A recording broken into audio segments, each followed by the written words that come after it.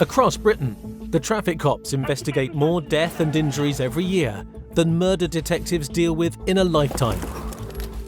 In Yorkshire alone, more than 17,000 accidents and 150 deaths occurred on the region's roads in 2016. I've dealt with a number of fatal road traffic collisions and they're horrendous to deal with. It's the job of the traffic cops to keep people safe and deal with the aftermath of potentially lethal driving. Hello, ambulance. It's 8 a.m. at North Yorkshire's Force Control in York. Hi, look, we've got a road traffic knockdown for you. Whereabouts is that? It's on James Street at York. She's been hit by a lorry. She's got quite a nasty leg injury, apparently. And she's pregnant as well. 10 miles south of York, near Tadcaster. Traffic cop John Kendall is dispatched to the scene of the accident. Yeah, there's an RTC over at York on James Street involving a pregnant female. It may be life-changing. About she's broken a leg and been dragged about 10 or 15 metres under the back of the lorry. Anybody that's had a collision when they're on a bike is vulnerable anyway, but when they've had a collision with a lorry, then you really start to worry about it. 10-4, I'll give you an update when we get there. We've been told she's got a broken leg and she's pregnant. I suppose drastically, life-changing could be losing the baby. Life-changing could be that she'll not walk properly again. I hate blood, but when I go to something like this, I put my professional head on and I've just got to get on and deal with it and forget about what I'm seeing in front of me in terms of injuries and trauma and things like that, and just deal with, I suppose, do my job, secure the evidence, do what I've got to do. John is at the scene within minutes. And this is James Street here on the left, so not quite sure where exactly it's going to be.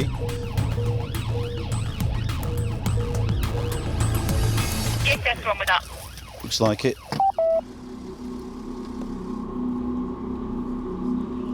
When I arrive, I came down towards a poor lady who's laid on the ground, being treated. She's screaming. The sound of somebody screaming, this may sound harsh, but it's a good thing in one respect because it means she's not unconscious and she's still there with us. But that poor lady was in an awful lot of pain. And so that again makes you think, well, this is serious. Not only is there concern for her unborn baby, the lorry has gone straight over her right leg. An air ambulance has been scrambled. Just seeing the air ambulance coming in. Should I block this road off completely for now? Yes, please. With the helicopter needing to land in an adjacent car park, it's down to John to keep the road clear and the public away. So, you'll have to go back, I'm sorry. No, there isn't, it's shut, sorry. Amelia, I was just letting him know because Amelia's husband's coming. All right, and he's coming okay. from that end, just so No, you know, to let him no. through. Right, sorry. That's all right. Should I just If you just wait, yes, if you don't mind, yeah, thank you. Guys, the road's going to be closed here. You've seen the number of people that are walking through, the people who are, can I get through here? Oh, well, I can't get there. And you almost end up saying to people, look, just go away, leave me alone, I'm busy. Just going to get a bit of tape across there. But they're persistent and it's very difficult to do it all. Fred, you're going to have to stay down there, the road's going to be closed here. The cyclist's husband is now on the scene, but with her condition critical, it's down to the paramedics to get her quickly to hospital. What about the sort of the pregnancy side of things? How far There's no way pregnant of is telling she? because of the bleeding that's coming from the actual, All right. the actual site. An hour after the incident occurred, the pregnant cyclist is finally airlifted to Leeds General Infirmary. For John and fellow traffic cop Richard Harrison, the focus now turns to finding out how the accident actually happened and if anyone is to blame. Well, we won't take the driver off, I think we'll take him away, might take him to Fulford. Once the ambulance have taken care of the casualty, we then turn into investigators, and that's where the scene preservation comes in, you know, identifying the scene, preserving it. We have a limited time to do what we do, which is to get in there, get the evidence, and then reopen the road. Because once we reopen that road, our evidence is going to get driven over. There's the lorry that's there. The cycle was mangled underneath the front of the lorry. So at this point, I don't really know a great deal about what's gone on, how that bike's ended up there. Maybe that one at the end there might be good. John now needs to speak to the driver of the lorry. You take him to that van there and keep him there. Cheers. So what he's doing is taking the driver. We're just going to get him securing in the vehicle. We don't know exactly what's happened yet, and we've got to look after his welfare as well, because it's not really nice being involved in an accident, irrespective of whether you're at fault or whether you're not. So you're about 50 metres away. As the driver's taken away, a witness comes forward.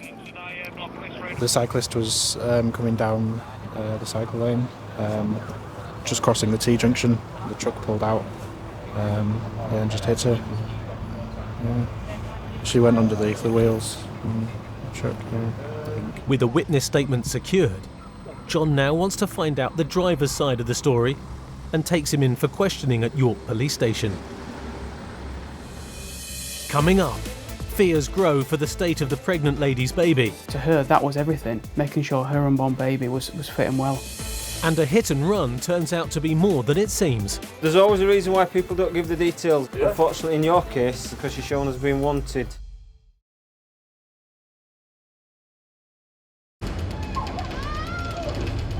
It's morning rush hour just south of York, and a 16-week pregnant woman has been knocked off her bike and dragged down the road by a lorry and has been airlifted to hospital.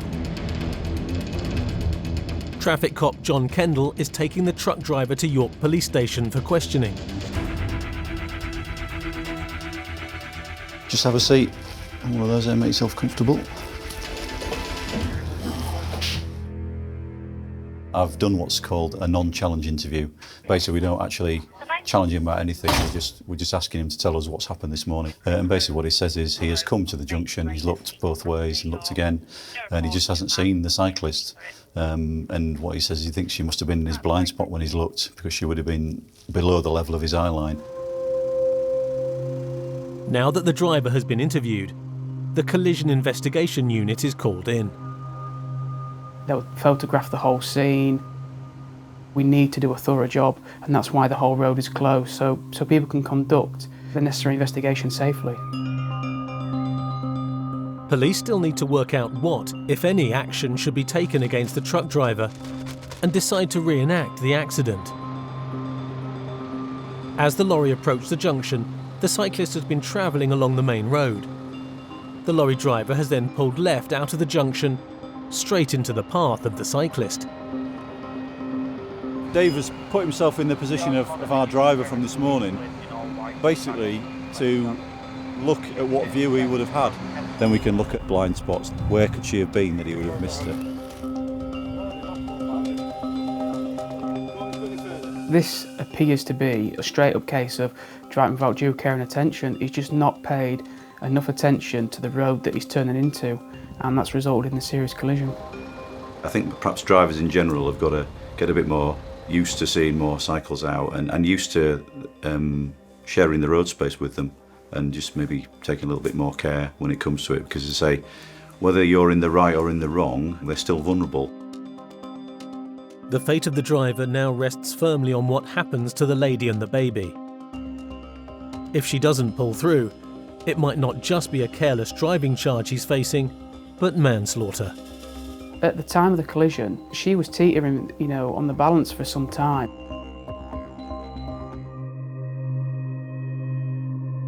Back at the scene, it's 3.5 hours since the accident occurred. But there's some good news. She's lucky, mate. I can't believe there's no broken bones or internal injuries. Yeah, it is pretty amazing. I suppose the big worry is the baby, but that seems to be okay. Is that right? Everything's fine with the baby, mate. Yes, it's intact. There doesn't appear to be any damage whatsoever. Yeah, she's lucky then. It's really, really sad. Even if he gets done, nobody wins from it. While cyclist or pedestrian knockdowns can often be put down to a momentary lapse in concentration, more and more, the traffic cops are called upon to deal with those who make off from collisions.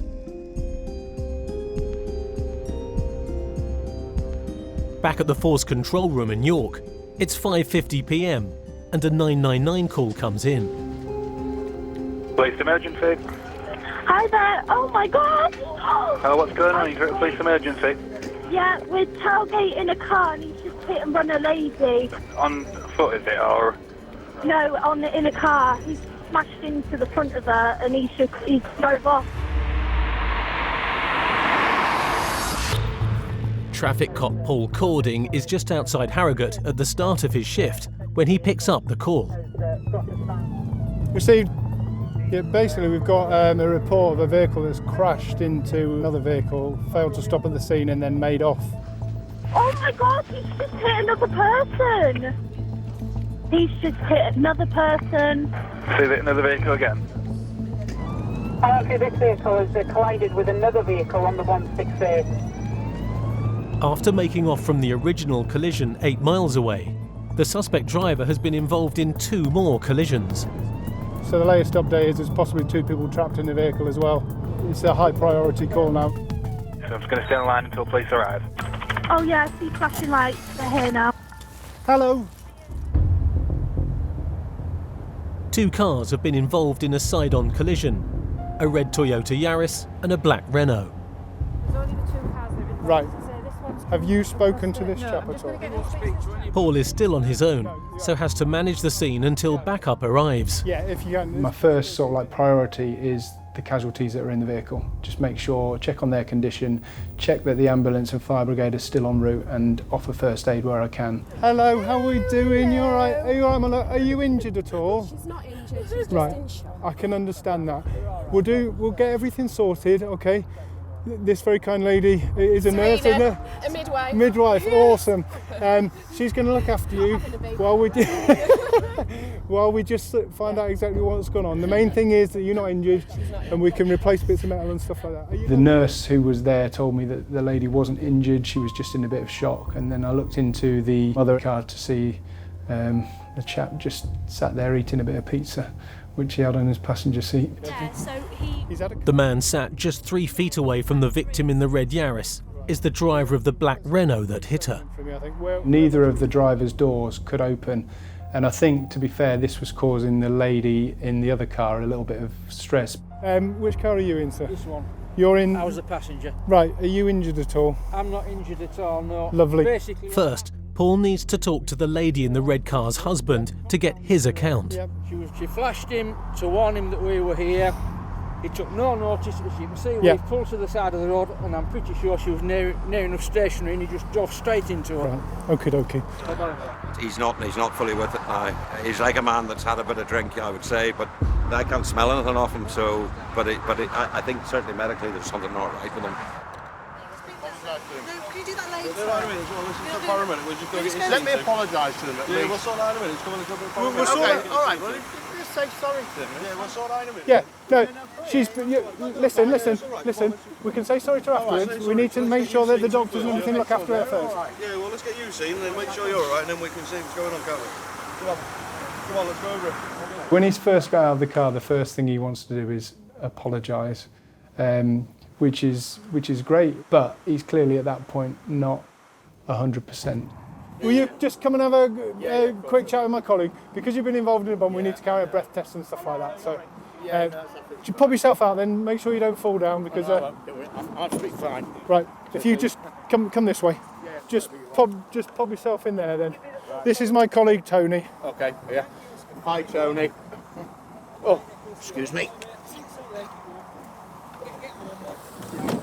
Has he been bagged? Yeah, cool. Right.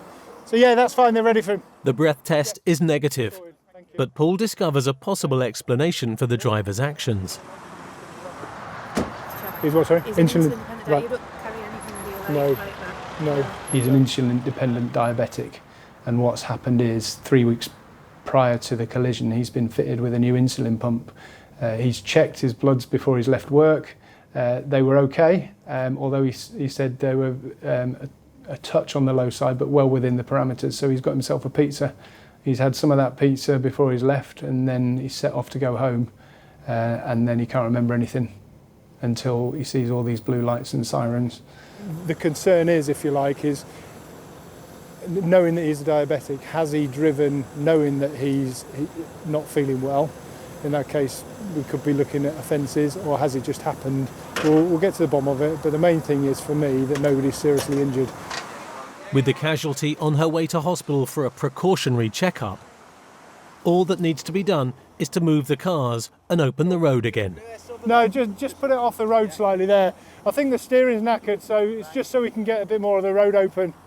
We'll get the two vehicles recovered. Neither of them are drivable, so and I certainly don't want him driving until I establish exactly how fit he is to drive, but we'll get that in an interview.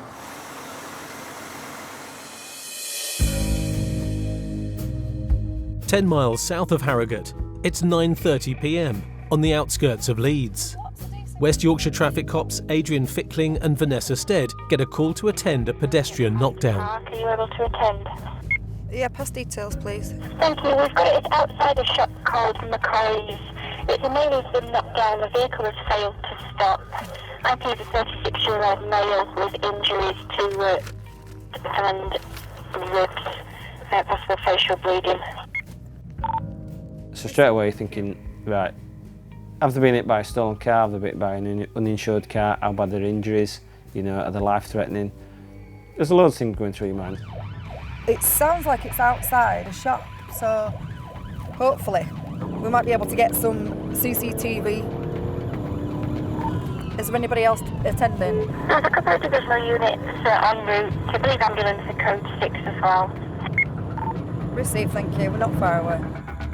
More than double the number of all-road collisions in Yorkshire result in fatality compared to the rest of the country. No, keep going. Oh, St John's Road is where Bellevue is. We're here. When we get there, there's a number of district officers already present. The vehicle that was involved wasn't there anymore, and there was an ambulance that contained the injured party. He's walking wounded, isn't he? Yeah. My first priority is to find out how badly injured that person is, because that dictates then ultimately what you do with that scene.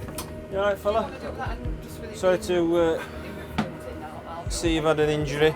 And obviously we're concerned that you've been hit and car's not stopped. Yeah. What's happened then? What's your first name, sir?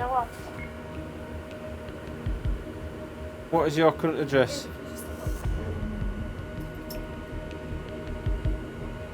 How long have you lived at this address? Not that long. Not that long. Do you know whereabouts in Leeds it is? Where did you live previously? York. In York. So you're new to Leeds area? Fairly. Right. So how long have you lived in Leeds? We're talking weeks, months, years? A couple of months, yeah. Couple of months. He don't want to give me his details, where he lives. So straight away I'm thinking, why? Please. Photo, can you do me a person check please at this location with this RTC? What offence is it? I feel a little bit dizzy now. The stand that my Did he say stalking? Yes. He's wanted for stalking offences in York. So straight away I thought, bingo. Alright then. Got him. AD may have cracked why the man's not talking and why he doesn't want to go to hospital. I'm stood there thinking, right, great. He's refusing paramedics treatment. So I'm thinking, right, cool. As soon as you finish with them, I'm having you. If you were that injured, you'd be going now. But you're not injured. You might be bruised and bad, but there's nothing wrong with you. There's always a reason why people don't give the details. Yeah. Unfortunately, in your case, it's because you're shown as being wanted. All right? For an offence of stalking in York. All right? In York? Yeah, in York, which is where you said you're from. So for that reason, you're under arrest. You're going to have to come with us down to Nick and I'll find out exactly what the crack is in York. I've been to York. Well, you said you're from York. Yeah, I'm born and bred in York, but Yeah. I've lived in Leeds for over a year. When I asked you where you lived about 10 minutes ago, you said you'd only moved to area last couple of months. Yeah, to Leeds. All I know is you circulated as wanted by North Yorkshire Police. Right, you'll come with me then, and I'll go see what else I can find out. Just mind your step, we don't want you to fall and have another injury. Make a smoke before we go. No. Whilst AD was interviewing the victim, now a wanted man, Vanessa has been interviewing a witness, Don't be scared. a 10-year-old girl who has seen the whole incident. Give me those details, yeah. See you later.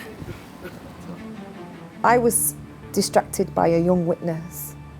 The next thing I know is that Adie's approaching the car with this chap in handcuffs, about to put him in the back of our vehicle. So I was a bit confused about what was going on. Adi, what's crack? That little girl saw it all out of a window. He's been targeted. It's driven at him. Coming up, Adi and Vanessa uncover shocking evidence about the hit and run. And it ain't your normal hit and run, and it's certainly not what I expected. And a young driver loses control. Young men in the late teens and early 20s don't see their own mortality.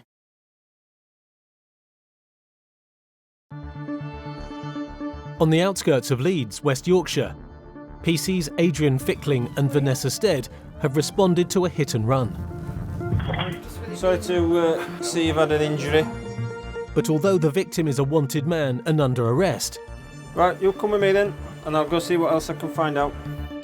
The hit and run still requires investigation. Vanessa, she's gone and got some CCTV from some flats on left-hand side. It clearly shows what transpired.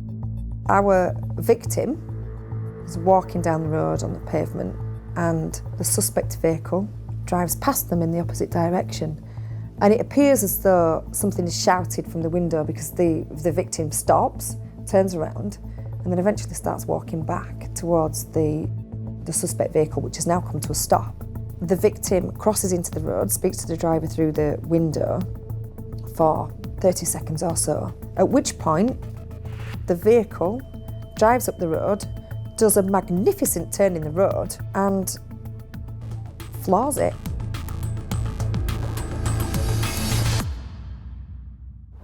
Before they can question him about the hit and run, This way. the police must first speak to him about the allegations made against him. There's no need to pray, mate. You're going to have to stand up. Understand why you're here? Not really. It's not... You're wanted by North Yorkshire for an offence of stalking, do you understand? Yeah, that's fine, yeah. That's fine. So you're able to stand up? Not so easily, no. Come on, you need to be booked in. You're going to have to stand up there because I need to ask some questions. I hope it hurts when I stand up. I can hear you. Okay. All injuries do need to be assessed properly, though, by an on-site paramedic. Can I just look at see if there's anything to actually see there? Yeah, there's a bit of bruising around there, so there's some external marking. Yeah. Okay. He's thinking if I can make out like I'm more seriously injured than I actually am, I'll go down to hospital and I'll get admitted fortnight, booked in, then I don't have to spend the night in cell area. That's what he were after. Proper drama queen. Want me to lift you up again? If you grab under his arm there. Are you ready? 1, 2, 3, go. There you go. They're wanting him taken down to hospital to be checked out. So we'll run him down to A&E for him to be checked out. You know, I'm not being a cynical, but we'll be back in a few hours. All right, come on then, let's go. Easy on that accelerator, mate. Oh, I'm always easy on this accelerator. I can't do it about Bumpseat Road though.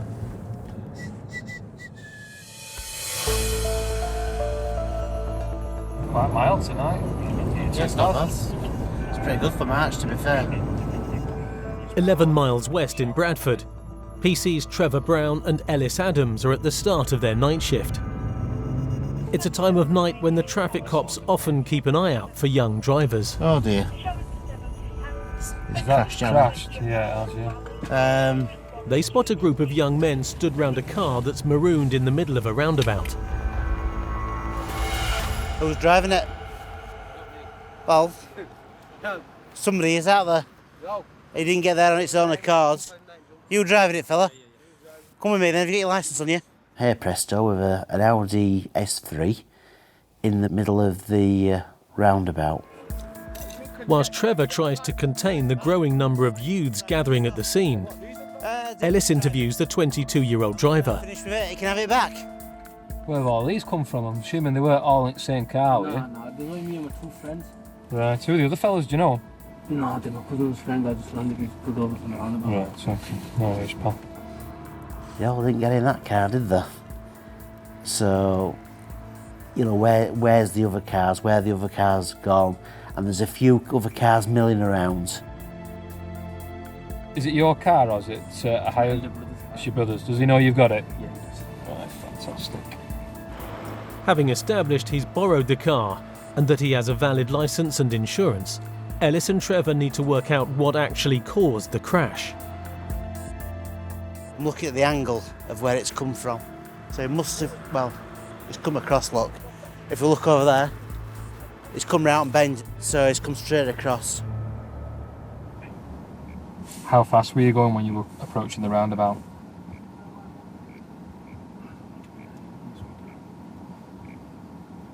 To lose control and to carry on and not be able to stop his vehicle before he's got to there. He ain't hanging about. Last year, there were more than 150 deaths and serious injuries on Britain's roads caused by drivers under the age of 25, and clamping down on them is a top priority. You've been coming down there? Yeah, this lane, doing this lane here. Yeah. I was coming down here. Yeah. And Ashley was in that lane. What he did was he just swerved into mine, like, just cut it in sharply. Obviously, I didn't want to hit the back end or anything. I slammed my brakes, but I think my hand, obviously, as a reaction, I did go onto the footpath. I hit the curb. I think it's a high curb. I took my wheel off, and then after that. Did you lose control of the vehicle, or did it just carry on going straight? It just carried on going straight. Right. It didn't stop, but obviously the tyre came off, didn't it? Yeah. It's actually one. The young man's car is a complete write-off. If you look on the car, I'll show you my torch. The front offside wheel is off. If you can get down and have a look. It should be the wheel there, should be the suspension arm, and it's all snapped off. So if you look on the back of the wheel, that's what attaches essentially the hub to the axle in the middle. That big disc is the inside of the brake discs, the pads on the outside, it's all there. So somewhere there's the rest of the suspension that's come flying off. To be fair, probably somewhere in the middle of the shrubbery. The tyre's actually come off over there. He's picked it up and moved it, He's moved, has he? Yeah, he's moved it over there. What he's saying is, right, been outside lane, there's been an Astra on the inside lane. The Astra has then come across and cut in front of him. So he's moved in at the curb to avoid it. And that's when the tyres come off, and then the vehicle's continued on into the roundabout over here. He's come straight down here flying anti and lost it on the corner. He's not doing 25-30 to get there, is he? No. Well, I've asked him if he can remember what speed he was doing, and he says he doesn't know, he wasn't paying attention. So I think we've got driving without due care, definitely.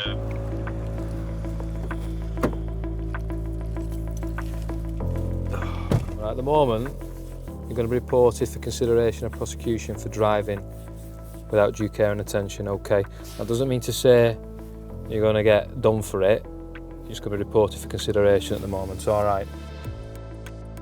Young men in the late teens, early 20s normally don't see their own mortality. They are usually fairly fearless. And there is that thing of, it's not going to happen to me. But the truth is, it happens to somebody. Big tree. Lucky not to hit that. If they'd have hit that, it would have been a totally different situation. They've all got out of it, they've all walked away from it. You know, might not have been so lucky.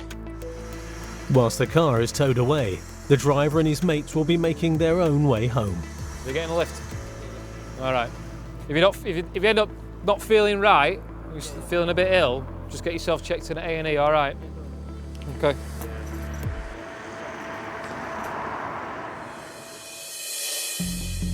Keeping Yorkshire's roads safe is a 24-hour operation. And it's not just risk-taking young drivers who pose a threat to other motorists. One of the most common issues of all are unlicensed and uninsured drivers.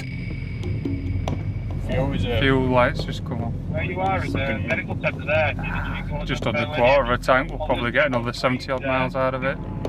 On the borders of North and West Yorkshire near Selby, PC's Tim Wilson and Ben Astin are on the hunt for a suspect vehicle. There's been a sighting of a vehicle that we suspect is cloned. It's coming back as it should be a silver VW Golf. However, it's displayed on a silver VW Borer. We don't know what it's up to or why it's on false plates, but we're going to go and try and intercept it as it leaves the county. Nowadays, it's not just criminals who try to disguise their movements with false number plates. It's also a common ploy used by illegal drivers. That's Lorry, just gone south. Yeah, we've got it, thank you. We're trying as best to get in position. Yeah, it's just done northbound again. Oh, yes, we're in here. Together with colleagues Paul Stamp and Mick Roth, they plan to trap the suspect car. That helps, thank you. Roth just come off there, going in the north side of Selby. We're going to go around and come in the south side of Selby. So we've got both sides of Selby covered. Sod's law is they'll get in. We'll be nowhere near again. We drop in behind the vehicle coming out of Selby, and it's obvious that it's a clone plate. You can see the plate on the car, you confirm it on the checks, it should be a Golf, it's a Bora, two different cars.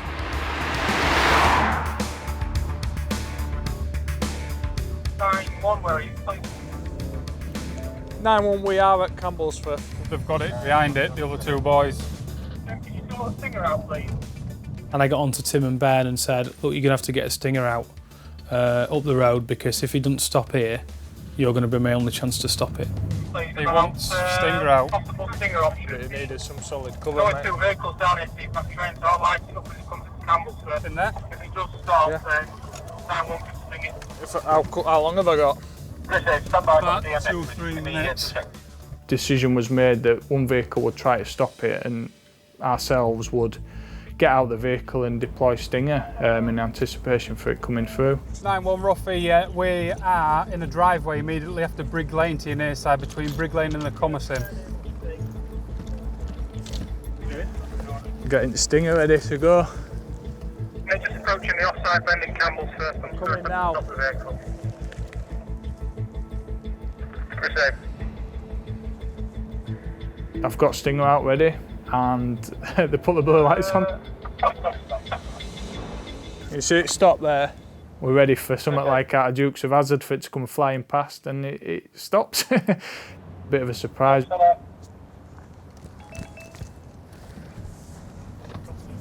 It's Sod's law, isn't it? The day that you're in position, you're ready for it. Put the blue lights on, it pulls over and stop. There she is. Tomorrow it'll turn into a pursuit. It's just the way, at least we were there, we were prepared. Should it have happened, we were ready for him. Where'd you buy the car from? Not plates, Wakefield. Wakefield. Not plates, but car. Bought it in Wakefield, mate. Just used another plate to try and make it look like a car that has got a legitimate keeper, it's insured, and the person will have a driving licence. So he's admitted to that at this moment in time, so he's been detained. So we're obviously going to search the vehicle. You don't take drugs, cannabis, anything like that? Obviously I'm not that stupid, but no, nothing like that. Said he's got red diesel drum in it. Is it running on red? You don't know if it's running on red? You haven't put any fuel in since you've... Just for information while I've got you on. Basically, red diesel's not taxed as heavily, and it's used to help the farming community and people such as like. So if you are running it on that HMRC, where we just see a bit of red in the bottom corner, HMRC will look quite badly on that, and they'll probably work out how long it's been using red diesel for if it is running on that, and tax him accordingly, which the punishment to that can be more severe than any punishment we could get for crimes. I mean, he could get up to £1,000 fine. We'll seize this vehicle anyway, but we'll let them know and they can come and examine it. As well as the suspicions about the red diesel, Ben finds the car's original number plates. All he's done is take these off, as you can see, and attach the other ones on, these other ones. I literally just held on with some double-sided sticky tape. We've taken a car off road here that's got somebody that ain't allowed to drive it, and potentially, you know, might crash into somebody and cause somebody a lot of misery. Coming up, Driving's terrible. a woman without a clue I've done nothing wrong. and no licence. You've got no driving It's licence. all right. You can take the car.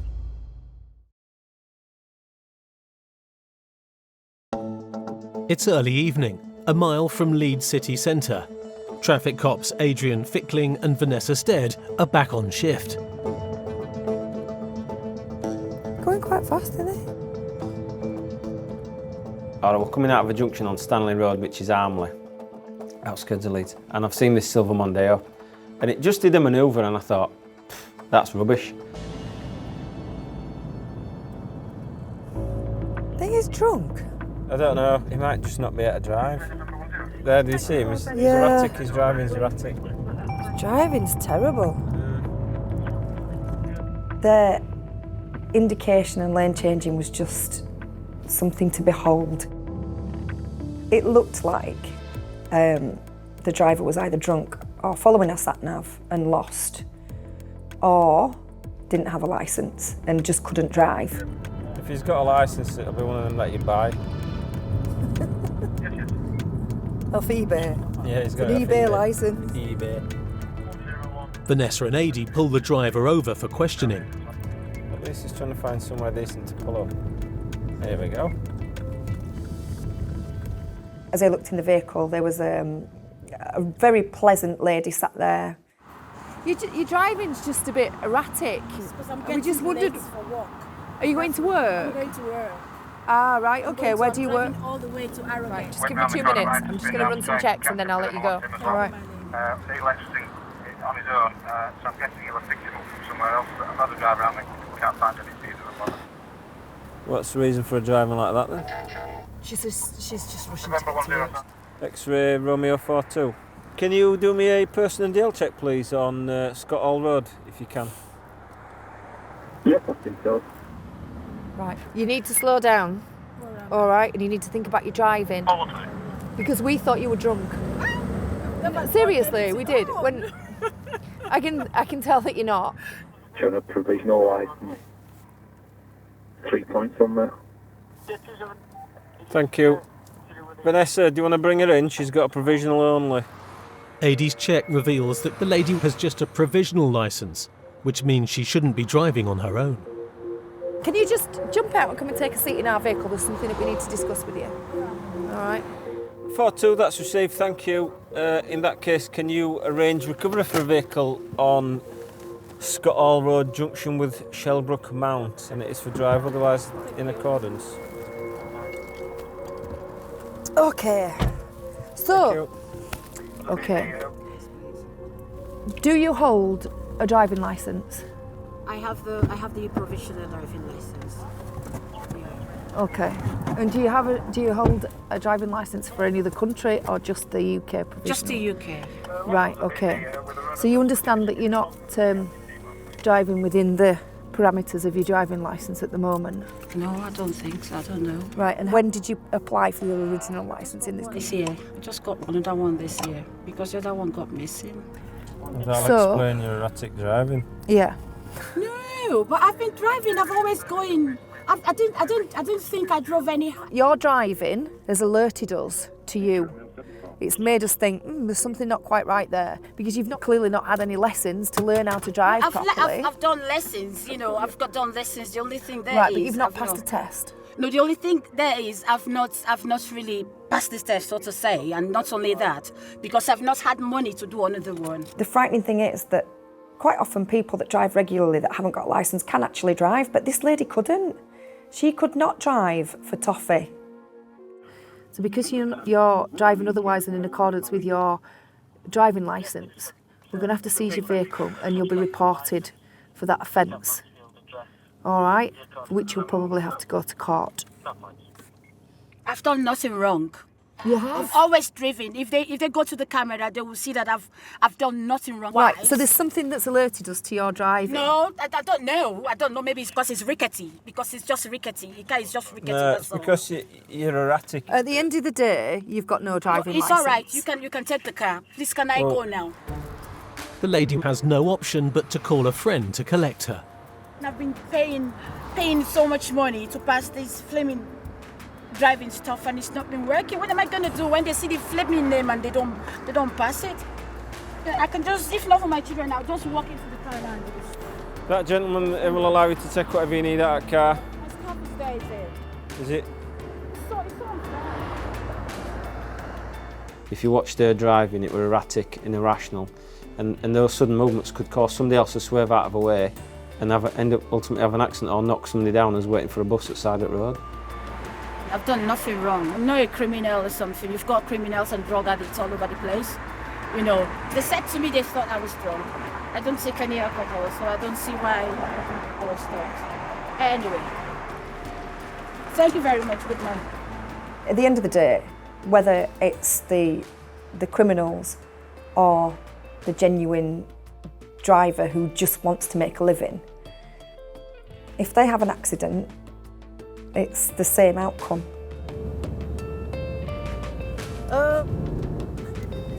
Can't pay bills, struggling doesn't mean that we have to put other people's lives in danger. If you can't afford to take your driving test, then you catch a bus. It's as simple as that. The lorry driver who hit the pregnant cyclist was found guilty of driving without due care and attention and received penalty points and a fine. The cyclist is still having treatment for her injuries, but did not lose her leg and gave birth to a baby girl. We can say sorry to her afterwards. We need to make sure that the doctors and everything look after her first. No charges were brought against the diabetic man who crashed into the red Toyota Yaris, as the police confirmed that his new insulin pump had failed.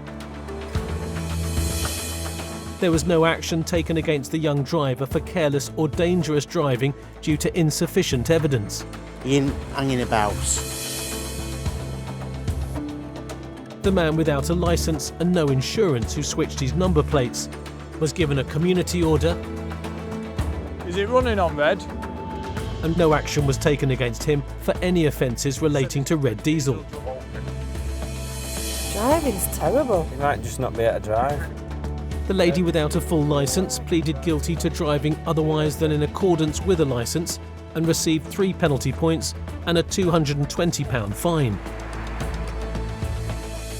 How long have you lived in Leeds? And the hit-and-run victim had the stalking charges dropped due to the complainant withdrawing their allegation.